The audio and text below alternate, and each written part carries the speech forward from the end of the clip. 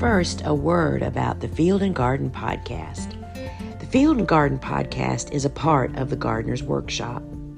The Gardener's Workshop has been telling the stories and how-tos of growing, selling, and helping others to pursue their flower-growing dreams for over 25 years. What began as one gardening enthusiast sharing her passion has grown into so much more. Over at thegardenersworkshop.com, find in print with our blogs and books and through our podcasts and videos and courses, and we have a shop full of the same tools, seeds, and supplies that you hear mentioned on our podcast. You can connect with all of these resources over at thegardenersworkshop.com. I hope you'll take some time to explore all we have for you. Welcome to the Field and Garden Podcast. Good afternoon, everyone. Welcome to the Wednesday afternoon Ask a Flower Farmer Live with the Gardener's Workshop. I'm Dave Dowling, filling in today for Lisa. Today is the middle of December. First day of winter is only a couple days away. I want to give everybody a reminder that if you haven't gone to your local garden center when they're having their half price or dollar sale to get rid of plants for the winter, it's a great time to go to your local, usually independent, but also some of the big box store garden centers and see what they have on sale. I know I've before found limelight hydrangeas for $3 in a 2-gallon pot. And if you've grown limelight hydrangeas, you know the one limelight hydrangea plant will give you 100 flowers after a couple of years. And if you can get a big plant for $4, $5, $6 even, it's a great deal, a great bargain. I highly recommend you do it. Same thing with tulips and other fall bulbs, especially amaryllis and paper whites. You can pot those up as a potted plant and sell them throughout the winter. The amaryllis can actually be done as a cut flower, where you can grow them in crates, 12 bulbs per crate, grow them year after year, and grow the amaryllis for a cut flower. And a lot of the bulb suppliers have those on sale right now at half price. So the other thing is, if you still have to plant tulips or alliums, things like that, hyacinths, you can still plant them as long as you can dig a hole in the ground. You can still plant them. And most suppliers have them on sale right now. So don't be afraid to get some of those and get them planted as soon as they arrive. Someone's asking where to buy Alstroemeria in Europe. Nobody seems to sell cut flower varieties. The thing with cut flower Alstroemeria, the true cut flower varieties that you see at your grocery store, the wholesalers and such, they're a patented plant. And when you buy that plant, you have to buy them by the hundreds. And they're about 15 American dollars per plant, because you have to prepay a royalty for the first 5 years that you're going to grow them. Then after 5 years, you have to pay that royalty again or destroy the plants. It's just the nature of the true cut flower Alstroemeria market. But there is a series called Summer, the Summer series, that's not grown or not sold or offered as a cut flower variety, but they're plenty tall enough. They grow to be about 36 inches tall. There's one called Indian Summer, I can't remember the rest of the varieties, but it's Summer, S-U-M-M-E-R is in the name. I know they're available all over the world. You just need to find those plants from your regular wholesale plug and liner supplier if you're buying in quantity. Or in a garden center in the spring, they might have them, or possibly even mail order. But they are available. It would be the Summer series of Alstroemeria. Unless you're a huge grower buying literally 10,000 plants of the true cut flower Alstroemeria, you're never going to find them. Okay, like I was saying, as long as you can dig a hole in the ground, you can still plant crops this fall. Another great one for fall planting, and especially when they go on sale, if the supplier has any left and puts them on sale, is bare root peonies. As long as you can dig a hole, you can plant peonies. So I like to say, plants don't know about wind chill or wet, muddy shoes and boots or cold. The plants don't care. You're the one that cares about working out in the cold and the wind. But if you can manage to get out there and work in that bad weather, the cold winter weather, you can still plant things. Another thing to think about this time of the year is if you have any of the cool flowers or the hardy annuals you have planted out, if you're getting really, really cold weather and it comes on all of a sudden, notice you've had weather that's 10 or 20 degrees above freezing, and then all of a sudden it's getting down to 5 or 10 degrees. It's always a good idea to give them some protection, because it's like you're throwing them from the oven right into the freezer, and it's just real shock to their system. So if you can put a row cover over them, sometimes even just laying right on the plant or on low hoops, or if you have to do it in a hurry and it's just temporary, take bulb crates, turn them upside down over the plants, and put row cover or fabric over top of that to protect them from the sudden cold that comes in the winter. The other thing by covering them also protects them from animals. Deer and rabbits love to chew on those plants you put out in the fall, because sometimes in the wintertime that's the only thing that's green that's out there for them to eat, and the rabbits and the deer and everything else, they're going to go out there and eat stuff. So that little low tunnel helps protect the plants from the animals and also windburn. Janet is asking, what varieties of lilies would you plant if you're wanting to try them in Zone 8A in North Carolina? You basically have a couple types of lilies that you would grow. You have Asiatic, which is not many varieties that's available anymore. That's kind of out of favor. They've replaced those with LA, which stands for Longiflorum Asiatic. Those are a really big flower. It comes in pretty much every color, but it does not have a scent. They're easy to grow and usually lower price, the lower price than the lilies. Then you have Orientals, which are the traditional scented lily. Everybody knows Stargazer, although Stargazer itself is not a good variety. It's been around for 40 or 50 years. There's much better ones now. But those are the Oriental lilies that have the scent. They usually cost 10 to 20 cents more per bulb, and they take a good 2 to 3, sometimes 4 weeks longer to bloom than the LAs. And then one that's kind of in between those is the OT, which stands for Oriental Trumpet. They also have a scent, sometimes a little bit different than Oriental. The price may be a nickel less than the Oriental, or about the same. It just gives you different color options. The OTs come in oranges and yellows, whereas the Orientals are basically red, white, and pink. And the LA are pretty much any color. But the easiest ones to grow are the LA, and the LA will take the summer heat. Orientals don't like the summer heat, so if you're growing them in a Zone 8, you do an early planting, and that would be it. Whereas the LAs and the OTs, you can succession plant this throughout the season, planting up until about 12 or 14 weeks before your first fall frost.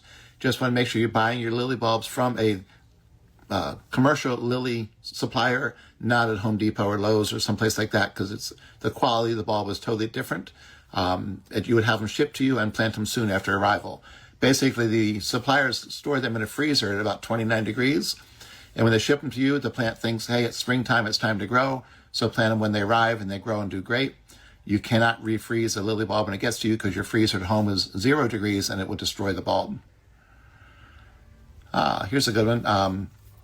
Merle Blue. What's the longest vase life of cut flowers? Lisianthus can be amazing. It lasts 2 weeks without a problem as long as it's fresh. A lily can last 10 days to 2 weeks because the buds will keep opening on it. There's some plants, you get straw flower, status, lasts a really long time, things that you can dry. One of my favorites is the limelight hydrangea. Don't pick it when it's white and limelight color in July and early August. Wait till the first week of September, and it's basically dried right on the plant, and it will last forever. But those are some of the ones that last the longest. Your shortest ones are dahlias, cosmos, things like that might only last 4 or 5 days. If you get a week, you're doing good. But your longest lasting is the lisianthus. Here's some in Morningside Meadows. What's the best way to redeem a perennial field that grew up in weeds the past season? If I mulch heavily with wood chips, will it suppress weeds next year but allow perennial plants to grow through? One thing you need to know is, are those weeds perennial weeds? Like a dandelion is a perennial, thistle's a perennial. They're going to grow back just like your perennial plants will. If it was an annual weed, you're fine. If you can mulch or cultivate to keep from coming back, you can do that. But if it's a perennial weed, they're going to grow just as well and just as fast as your perennial plants. I know one time in my career of farming, I had a perennial section that got out of hand, and it literally dug out the one variety that I really liked and just tilled everything else under. It was just the weeds had gotten so bad there was no redeeming it. So if it's that bad, sometimes it's easier to dig out the good plants and start somewhere new. Depending on your spacing you plant and how long they've been there, if they're still individual plants, think of a peony, it's one individual plant, it's easy to see where the plant is, as opposed to a carpet of plants like a mint or some of the yarrows. If those are full of weeds, it can be really hard to get the weeds out without getting rid of the good plant. But if you were to mulch really heavy with wood chips over your existing perennials, it's going to not be good for those perennials if it's too deep. You got to let them grow up through the mulch and spread it, pull it away from the perennials in the spring. So good luck with that. I always like to say weed prevention is so much better than weed eradication. So never let the weeds happen in the first place. It's so much less expensive to never let them happen than to let the weeds happen and then have to deal with them later. I like to say weeds are the most expensive part of farming. Fleetwood Botanical wants to know, in Virginia, sometimes in the autumn I see my peony full of shoots just poking up where I normally see them in Marchish. Is this usual? As long as it's only like you see them right at the surface, you should be okay. But you might want to make sure the plants aren't too close to the surface. Peonies should be about 1.5 inches to 2 inches below the surface. Those eyes should be covered with that much soil, 1.5 inches or 2 inches of soil. So what I would do is I would go out and make sure that those eyes and the root is not right at the surface. If it is, you want to just throw some compost or good soil right on top and bury those eyes that you see coming up. Because you shouldn't see them over the winter. So I'm guessing maybe they're not planted deep enough. Here's a good one. When do you prune limelight hydrangeas? Anytime over the winter before they start to sprout in the spring. So usually that means sometime by mid to late March. So you can get a nice day in January and go out and prune them then, or you can prune them in November, December, January, February, whatever time you want to. Just make sure you do it before they start to sprout in the spring. Which in most places that's mid-March, early April. You'll start to see the buds will break dormancy and start to grow. And when you're pruning your limelight hydrangeas, there's different ways you can prune it. If you prune it really low, you're going to have fewer stems, but those stems are going to be bigger, thicker, taller, with bigger flowers on them. If you prune it higher up, so you get more stems that branch out, it'll be thinner stems, shorter stems, and more usable size flower head. So if you take a plant and cut it down really low and it puts up 10 stems, all you've left is 10 side shoots to grow, you're going to get 10 flowers bigger than a football, just huge. Too big to use fresh because it will never hydrate. And sometimes even that big if it gets rainy and they never dry out and they get moldy in the middle. But if you take that same plant and prune it higher up, so you get 30 stems per plant, they're going to be shorter stems, smaller flower heads, and more usable. So I always like to say, if you've got several plants, do an experiment when you're just so you can see for yourself the difference it makes by pruning one way down at your knees and one higher up at your waist. And just see the difference, and you'll know which way you want to prune them in the future years and what works best for your farm. Somebody's asking that the peony leaves have light stripes. Could it be a virus? Peony virus isn't usually striped. It's usually along the veins or just spotches of a yellowish color. Sometimes just a nutrient problem. You can't ever tell for sure if it's a virus without actually getting it tested. Almost every state university, like the University of Maryland, University of Ohio, they will do plant testing for viruses. The state plant lab and have it tested to see if it is a virus, but most likely it's not. Usually if you have a peony virus, it ends up being on one, maybe two plants in one little section. It's not widespread. So if widespread, you have these stripes on one variety, it's most likely a nutrient problem. The same person wants to know, can you overwinter lisianthus? Most definitely, depending where you're at. Definitely in zone 8 or warmer, you can overwinter lisianthus. Zone 7 and colder, it should be in a high tunnel or protected with a low tunnel. The trick, if you want to overwinter lisianthus, you have to have a good, healthy plant in the fall that's going to overwinter. And by healthy plant, I mean go out and look at that plant and it should have a bunch of little sprouts right at the soil line that are next year's stems. If the plant's nice green color and has little eyes and little sprouts for next year, go ahead and overwinter them. If the plants are tired looking, brown, and just not healthy looking, don't waste your time. But if you can overwinter your lisianthus, even if only 60 or 70% of them survive, you'll have more stems the second year than you did the first year because each plant will put up 4 or 5 really good stems. And they also bloom about 2 weeks earlier the second year than they would have bloomed the first year. One other thing, if you do overwinter them, I never had them give a good second flush the second year. So when you harvest them in June or early July, just go ahead and get rid of them and then plant something else in that bed. But overwintering for me was always good for me. I was in zone 7B in Maryland, and it worked great. What is a must-go place, flower factory, etc., for a flower grower in Europe? If you're saying a must-go place, anywhere in Holland, basically, there's huge producers of plant material in Holland, whether they're growing potted hydrangeas, cut flower hydrangeas, lilies, tulips, dahlias, all kinds of stuff. Lots of places to see in Holland. I'm not sure if you actually mean by factory. I think you mean, I'm guessing you mean a place that grows a lot of cut flowers. So just if you know who a supplier is in Holland, to look them up, send them an email or call them and say, hey, I'm a flower grower. Can I come for a visit? Sometimes they'll say yes. Sometimes they'll say, no, we don't do visits. But all you can do is ask and see if they're open to visitors. Again, I always like to remind people that you should be ordering your plugs for spring planting way in advance. You should always order your plugs at least 12 weeks in advance, so the grower has time to grow the variety and color that you want, and you're not stuck with leftovers. When if you think, oh, I need to order plugs in March, and you order them in March, you're getting any excess that the grower may have. So you should always place your order at least 12 weeks in advance. I always like to say here in the U.S. to order by Thanksgiving, which is mid to late November for spring planting. Most places you can order then and don't pay for them until they ship. Some places do make you pay when you actually place the order. Janet wants to know, how would you fertilize peonies? I like to fertilize peonies twice a year. You do it in late winter, very early spring, just as they're breaking the surface, so they get some good fertilizer then. Then again in August. August is when the peonies are producing their eyes and the roots are getting bigger and healthier to put up more sprouts next year. That happens in August. So you want to make sure they have fertilizer in August.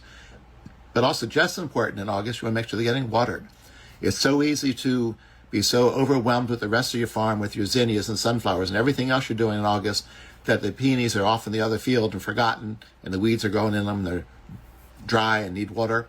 So keep your peonies watered, weeded, and fertilized in August, because you'll have a better crop the following year that way.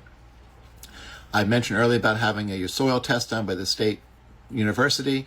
You should always get your soil tested before you fertilize. I know most people don't. They just go out and throw down some fertilizer, but you really should get it tested, because sometimes you're wasting money on fertilizer you don't need.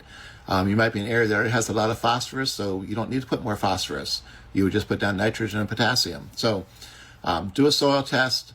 Let the soil test company know that you're growing peonies, and they'll tell you what kind of fertilizer you need and how much. I just like to apply it twice a year, once in late winter just as they start to sprout, and then again in the summer. Here's somebody asking, is it worth overwintering snapdragons in Zone 5 Estonia? This is the person over in Europe. Zone 5, if it's the same zone as the U.S., is pretty cold to overwinter out in the field. I would use some kind of a tunnel for protection.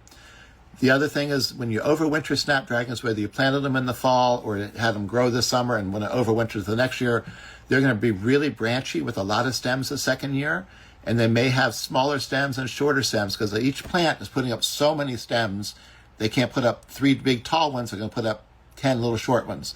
So your stem length and bloom size may be smaller on snapdragons that you overwintered. I prefer to just plant new ones in the spring if you have access to plugs or seeds, to start new ones, and also just succession plant. Plant them in April, May, and early June, even late June, so you have a fresh crop of snapdragons all season. You should know that there are the groups of snapdragons, groups 1, 2, 3, and 4. There is a video that Lisa and I did, or a podcast, I forget which it is. I think it's a podcast that's also on YouTube, where we talk about the snapdragon groups. If you look that up with the Gardener's Workshop, it explains the different groups. That group 4 blooms in the summer, group 1 blooms in the winter, 2 and 3 bloom spring and fall. And if you plant the wrong one at the wrong time, just the quality is not the same. So look up that podcast YouTube video that Lisa and I did on snapdragon groups, and that'll help explain that for you. Here's a good question. Somebody's asking how long it will take for tulips from cold storage to bloom in crates. I'm guessing you planted them in crates and you put them in cold storage to give them their vernalization or winter cold period. Most varieties, if you're doing tulips with unprogrammed tulip bulbs, in other words, they did not have any pre-cooling from the supplier, you want to cool them on at least 12 to 14 weeks. The longer the better. The longer the winter time is, the better the flowers will be. If you started with 9C bulbs, which means they've had partial cooling, they need to have at least 10 weeks of cooling.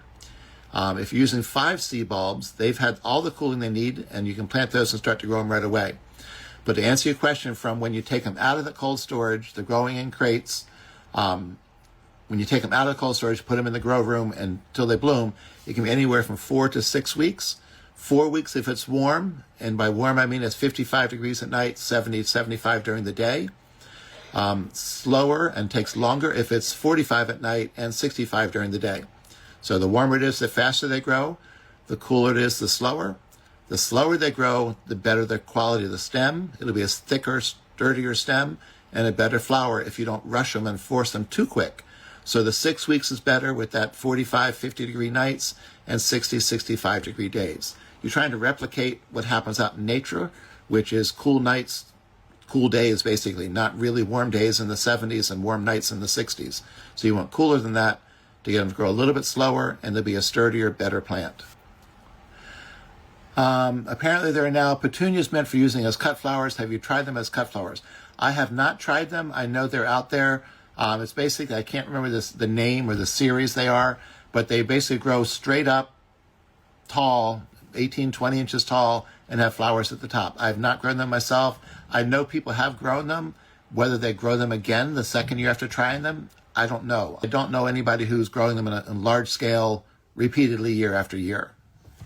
I think it's more of a novelty and they tried it, and whether they keep doing it or not, I'm not sure. Oh, here's another good question from our friend over in Estonia. Most underrated cut flowers you would definitely recommend, and most overrated cut flowers.